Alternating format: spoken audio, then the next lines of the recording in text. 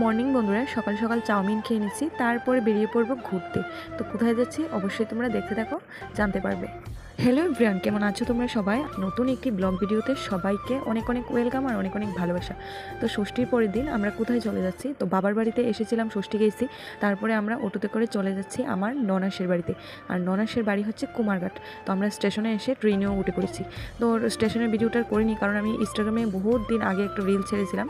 যাই হোক, এখন আমি এই ভিডিওটা এডিটিং করছি, তার জন্য দেখাচ্ছি। আর রুহু তো ট্রেনের মধ্যেই ঘুমিয়ে পড়েছে, মানে যেখানে যাবে সেখানে গাড়ি হোক বাইক হোক আগে ঘুমাবে, তারপর অনেক কিছু। আর ট্রেনে উঠে আমরা অনেক কিছু খেয়েছিলাম, ঝালমুড়ি, চানাচুর, ছানা, চিরা ভাজা, মানে চা, অনেক কিছু খেয়েছি, অনেক কিছু। কারণ ট্রেনের সময়টা কাটানোর জন্য মুখটা খালি আমাদের নড়ছেই নড়ছে। যাই হোক, আর আমি কিন্তু একদম দরজার পাশে এসে দাঁড়িয়েছি, কারণ স্টেশন আর বেশি দূরে নেই, কুমারঘাট স্টেশন। আমরা নেমে যাব, তারপরে চলে যাব টুটু টুটু টুটু টুটু করে আমার ননেশের বাড়িতে। তো এসে পড়েছি কুমারঘাট স্টেশনে।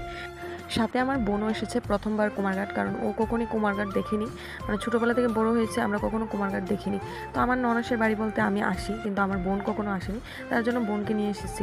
যাচ্ছি, দেখো আমরা টোটোতে উঠে গেছি। এখানে ওরা কি বলে, টুকটুক বলে, টুকটুক। তো আমরা টুকটুকে উঠে গেছি, আর এখানে চিপস আরও কত কিছু নিলাম, মিষ্টি, ঠান্ডা ঠান্ডা, মানে যা আছে তা নিলাম। আর এদিকে যাওয়ার সময় দেখো হাতি, রোহান তো হাতি দেখে খুব খুশি হয়ে গেল।